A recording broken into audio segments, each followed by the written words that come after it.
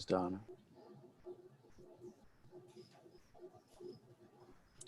Okay, I think everyone's present. So is there a motion to reopen the public hearing concerning the application of 115 Broadway, Cabrini?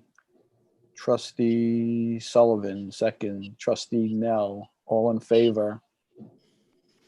Okay, the public hearing is now open. Just so we can get some background, Laura Lee, can you just fill us in on what's happened since we've last met? Sure. If you recall at your last public hearing, there was some discussion about alternative locations, and there was some conversations between the parties and their consultants. And we've provided a pause period to this date certain today to see if the consultants would be interested, if the applicant would be interested in having the consultant speak to perhaps come up with a plan that reflects both sides of the equation at this point. We have received from the parties, both consultants, with the approval of the applicant, a proposed alternative that makes some changes to the design and some location and some site elements. So we have Mr. Jacquemart here with us today from BFJ. Perhaps he can walk you through where the plan, the concept plan design now stands, and to see if perhaps this can assist with both parties moving forward with an approval in some fashion. Oh. Thank you, Laura Lee. Mr. Jacquemart, thank you for being here. Can you shed light on what's happened over the last 2 weeks? Yes. So basically, after our last public hearing, the applicant's engineer came back and had a drawing, showed a drawing where instead of 25 parking spaces in that area in the southeast corner, they had 22 spaces, and they found another 3 spaces in the southerly lot, where the 2 spaces near loading area, another space just by extending the row of parking that's near at the southerly boundary. We then challenged that to some degree. We basically wanted them to look again at those locations that we suggested as alternatives, primarily along the driveway that leads from Broadway to the northerly parking lot. And their response is that for them, and especially for the residents that have rooms that look out on that area, they felt it was very critical, very important for the elderly residents looking out, not to change that kind of view and introduce cars in that area. We, and I have to say, under the kind of what I say shadow of RUIPA, the federal act that regulates religious institutions, and this institution, I think, falls into that. We kind of accepted that as a compromise. And we say that, based on experience that we had in the village of Mamaroneck, where a very complicated situation, but the end result was that the village taxpayer had to pay, I think it was more than $3 million to settle that kind of lawsuit, including the payment of the applicant's attorney's fees. So it's a very, very tricky, difficult situation that I must say, we took that into consideration. And basically then we suggested to gain another 4 parking spaces by restriping the 4 larger rows of parking, 1 in the south lot and 3 in the north lot. Where by striping the parking stalls to 8.5 feet instead of 9 feet, we get 4 more spaces just by restriping. That kind of change would need the approval from the Board of Trustees, because your current code allows 8.5 spaces for residential parking, but not for commercial parking. We typically recommend that for long-term parking, that the parking stalls be 8.5 instead of 9. So for instance, in office buildings, we, as you know, I would call that best practice in parking. So I feel that's a good solution. It's, you know, gaining 4 spaces just by restriping, repainting. So that then brought the parking count for that new lot from 22 to 18. And then the other thing that we recommended, I don't know if you remember, if you look at their design that they proposed, they had a lot that was fairly wide, and they wanted to provide a 25-foot radius for cars that enter the lot so that they could make a U-turn, you know, if and when the lot was full. You know, one of the disadvantages of this particular design is that we call it a dead-end parking aisle. So that you have to make an arrangement that if that lot is full, a car drives in there, can then make a U-turn or a K-turn. So we suggested a K-turn instead of the U-turn, which basically would narrow that and apply so one of the parking spaces would say, do not park here. You know, the cars could move in there and back out, you know, to make the turnaround. They still wanted to maintain the U-turn. So they came up with a design that does narrow the parking aisle. So instead of having a kind of very wide paved area with a 42 diameter in the middle, they shrank it to a typical design where you have 2 parking aisles and the driveway is 24 feet wide, which is standard width for that. And so it is narrow. So the end result, the compromise, and it is a compromise, is a parking lot in that area that has only 18 spaces instead of 25 and is narrower. So visually it's more compact than what they had before. Before it was relatively wide paved area. Now that has been reduced. So that's the compromise design that they sent us on Friday. And I think they're going to present it to you, assuming that you open the hearing to the applicant. Let me know if you have any questions. Thank you, Mr. Jacquemart. Anybody have any questions or comments? Yeah, I have a question. I understand that, okay, so they get the 25 spaces that they wanted.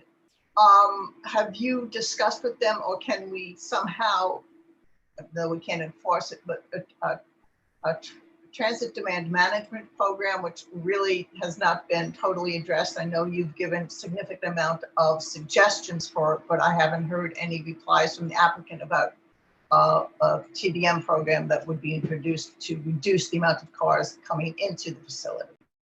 Yeah, it's to do that. You probably saw their response, about geocoding that we suggested. We don't know to what degree the TDM works, and one way to evaluate that would be to geocode it, to see a map, to see where their employees are living, how many live nearby to each other, and how many live relatively far away. People are not likely to carpool if the distances are very short, because the difficulty of scheduling and so on are not worthwhile. But if you have people that live further out, it becomes a little bit more effective. So they did not want to go that direction because it would take more time, and it's uncertain that the result is such that you would have enough people that want to carpool. It is not an ideal kind of place where people would carpool because of their schedules. They have 3 shifts and so on. So it's not that we never said that you can resolve it. All we said is you should look into it. So that was not an acceptable compromise that they wanted to do in that short time frame.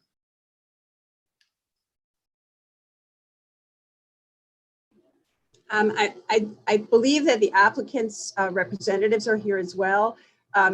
Perhaps they can make the presentation of this by sharing a screen and walk you through it. I know none of us are qualified engineers. And Mr. Jacomar, would you be able to share your screen, or should we have the applicants come on to share the screen? It's a very interesting new plan, and giving a broader understanding of us lay people on, you know, how and where these other parking Yes, spaces let me see if I can find the latest drawing.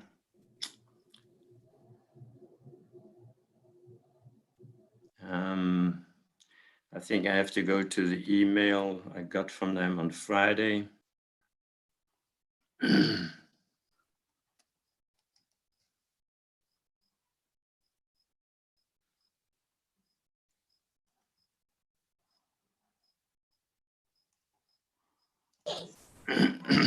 There was also an overall decrease in the amount of impervious surfaces. So we should talk about the mathematics in that as well. Yes.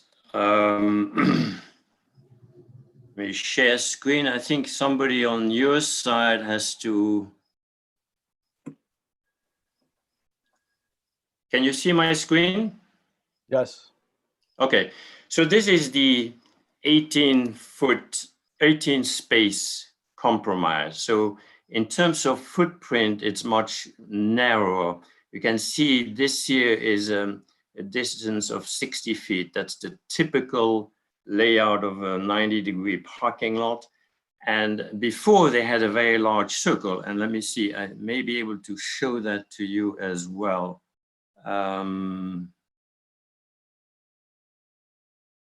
So here is the original layout. You can see here they had, and this was their first compromise that had 3 spaces here, 1 space there, and 22 spaces here. So that was their first compromise, and has this fairly large circle of 21-foot radius, which we objected to basically because it's a lot of pavement, you know, for these numbers of spaces. So then the new design is much more compact. You see, before they had this kind of area.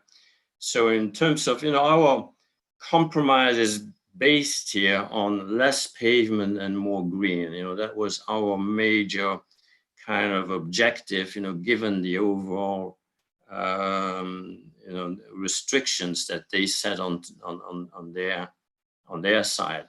So at first, you know, the applicant was not very happy about this, and they didn't like the 8.5 feet wide stall. So these stalls are also 8.5 feet wide instead of 9 feet.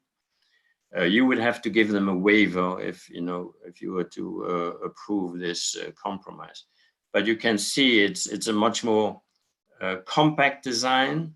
It also visually, you know, for a person that's on Broadway on the sidewalk, it's a little bit less, you know, pavement that that we had before. And these are the additional spaces they have. So there are 3 more spaces here, 18 spaces there. And this is one of the rows, a very long row, where they would restripe and gain 1 space. And then there are 3 rows in the northerly lot that could be restriped and also generate 3 more spaces total. We did not redesign the row where they have visitor parking. That is also a long row. Because for visitors, it is preferable to maintain a 9-foot wide stall because there are more movements in and out and the people are not that familiar with the lot. So that row for visitor parking stays at 9 feet.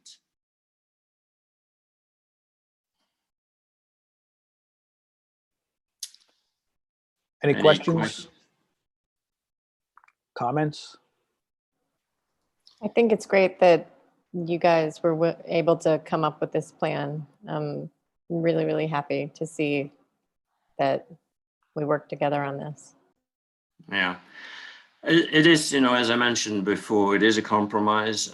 If we were not in the Rulipa kind of situation, you know, we probably would have been more aggressive, but we as a firm, you know, we were in a very awkward position in Mamaroneck where we made suggestions to the planning board and zoning board. The zoning board did not accept them, and the day school in Mamaroneck sued them, and it was a very, very negative result for the village of Mamaroneck. Very, very expensive for the taxpayer.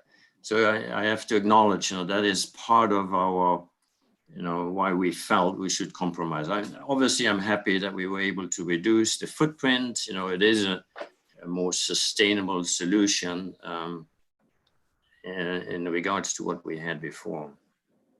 And you can see here, they show how a vehicle can turn around. A smaller vehicle may be able to make a U-turn.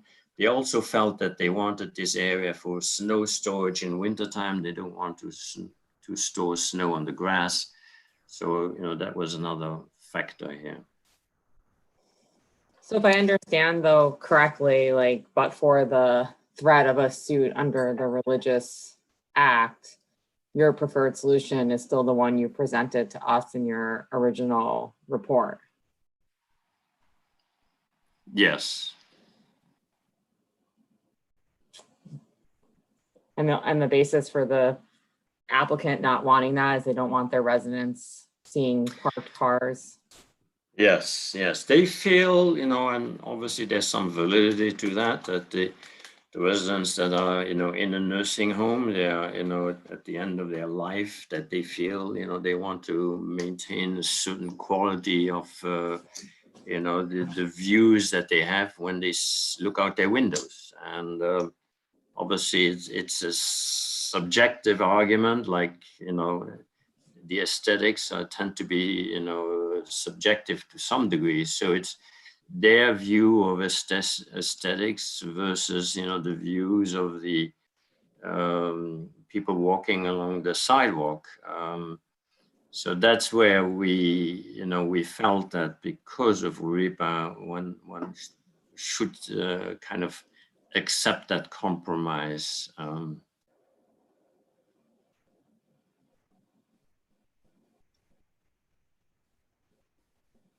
Laura Lee, do you have anything that you want to add to this? Just that I believe that the applicant is here if there are further questions to ask. I know the representatives were attending today, and I believe there were also some members of the public. I did have another question. I did have another question, sorry, for Mr. Great, no Mark, which I'm sure I butchered, so I apologize.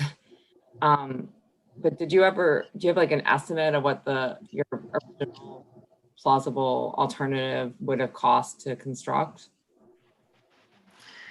You mean the alternatives of providing parking spaces along the driveway to the north lot? Our original reaction was it should be less expensive because it involves less pavement, but we have not made, a cost estimate. We're, as a planning firm, we're not good at doing detailed cost estimating, and they haven't done that either.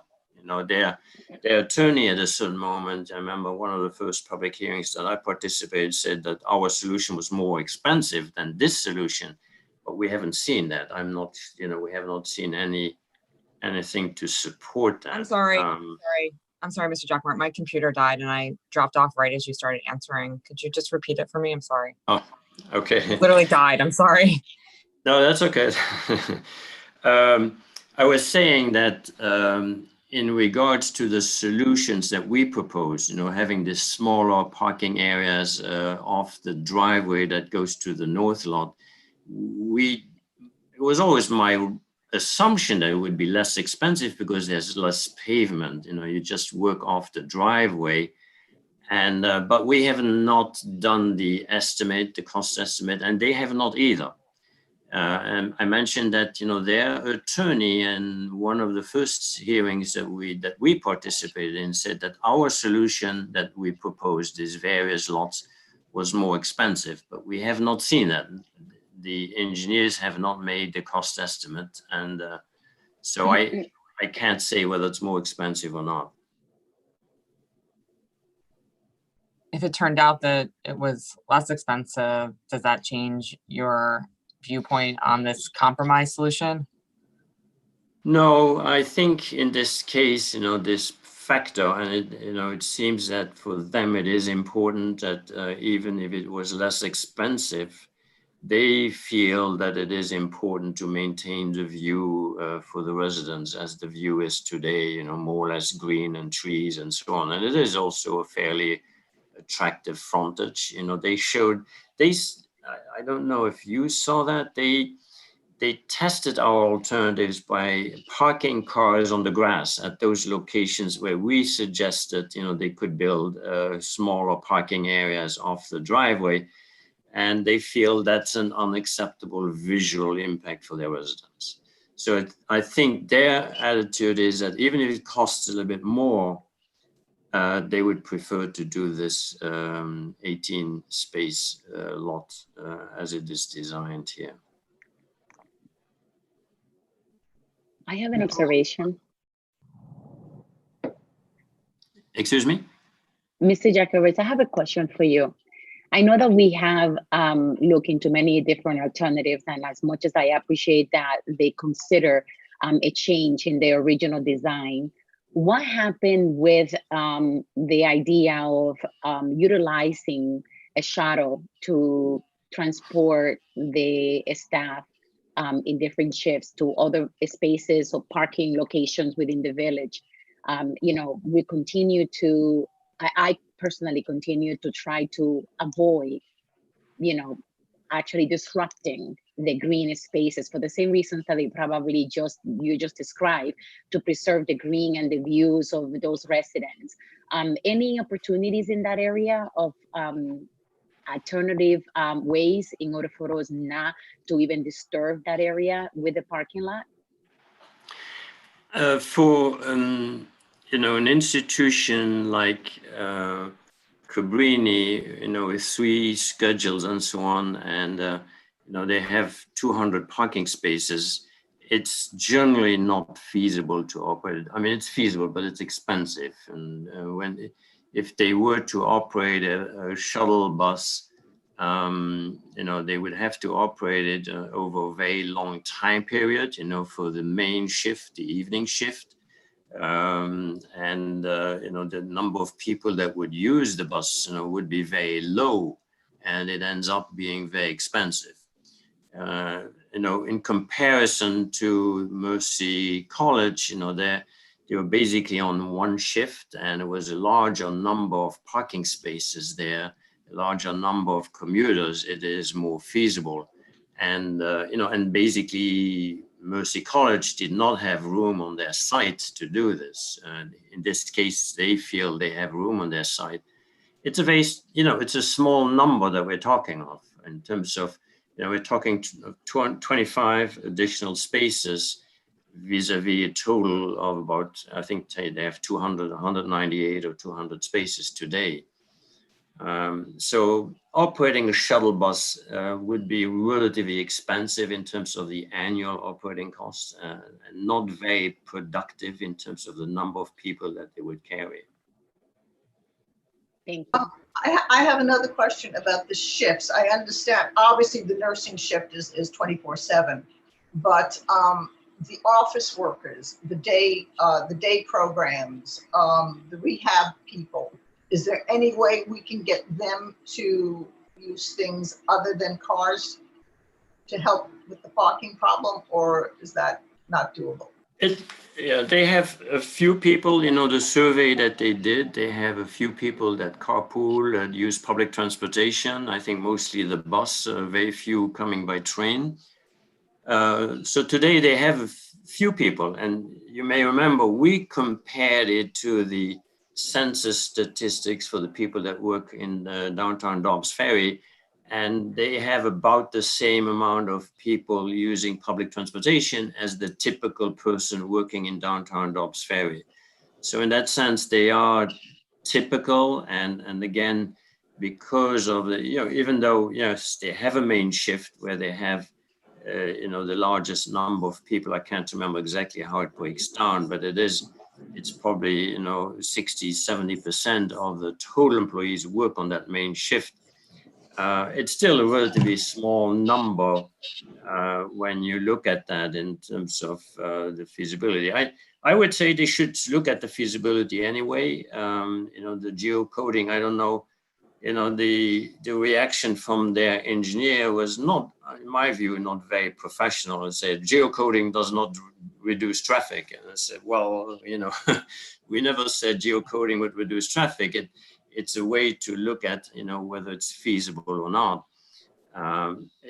It would not alleviate, the full 25 spaces, even it was feasible. And in addition, with COVID-19, it adds other complications in terms of sharing a ride and using public transportation and so on.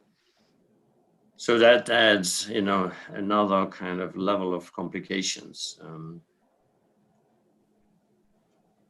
Hopefully the COVID-19 will be temporary. I hope so, yes. Yeah. Is this new proposed compromise lot the same distance from Broadway as the original one they proposed?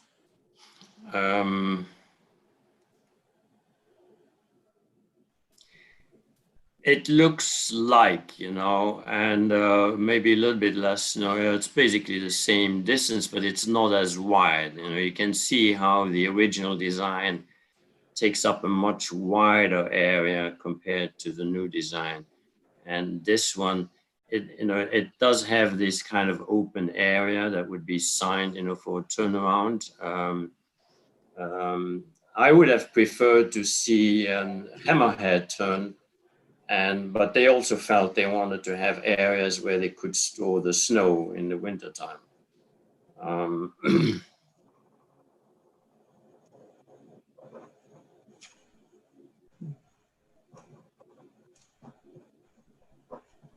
Any other questions? Yes, Okay, so what's the approximate, sorry, Vinny, I'm just Okay. unmuting myself. What's the approximate amount of surface area reduction from the one plan to this compromised version? It is, in total, it's a reduction of 1,500 square feet, I think. They measured it, and they'll probably mention it in their presentation. That's the calculation that I saw. And then was there any discussion about the surface itself? And unfortunately, I can't point to my screen, but for the turnaround area, for example, could it be an alternative surface to asphalt, or was anything like that discussed, or is that even feasible in this kind of application? Construct. I don't mean to interrupt you, but that wasn't really my question. My question was the view from residents of the new proposed lot. Well, that's the prior Thank you, Nicole. sketch I had shown you, yes. That's what I was gonna ask, yeah, what sits in there? What to is the clarify, view? The new lot. Not to interrupt, it's New lot cannot be seen from, you're talking about the lot from where we are. Rob, I think they're talking about the Broadway view, and they're talking about if you're looking from Cabrini out to the parking area. That's what they're asking about. Yeah, from the Correct, residents' Trustee view. Sullivan? Residents' view. Yes. Right. I'd have to check, but if I'm not mistaken, there are no resident, and Ms. Krasnowski could confirm, but looking towards that area, I don't believe there are any resident windows. Correct. That's the view of the entrance to the building. Right. As you're looking towards all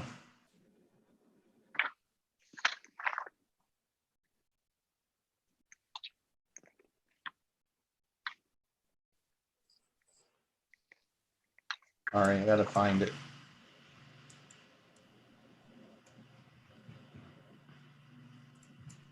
Are there offices that view that area from the one that we're referring to? There's no residents in that location of the building? There's only, can you see this view now? This is the Google Maps. No, Rob, you're still on your. No. Yeah, let me share this one.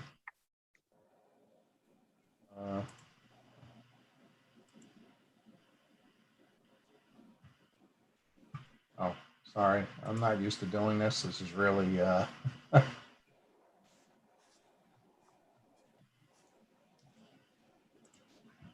so this is the Google view from the parking on Broadway, the end of the building. And as you can see, the only windows that are viewing the parking lot are in the hallways. There are no resident windows on that face of the building, facing that corner of the parking. Okay, thank you. Thanks, Rob.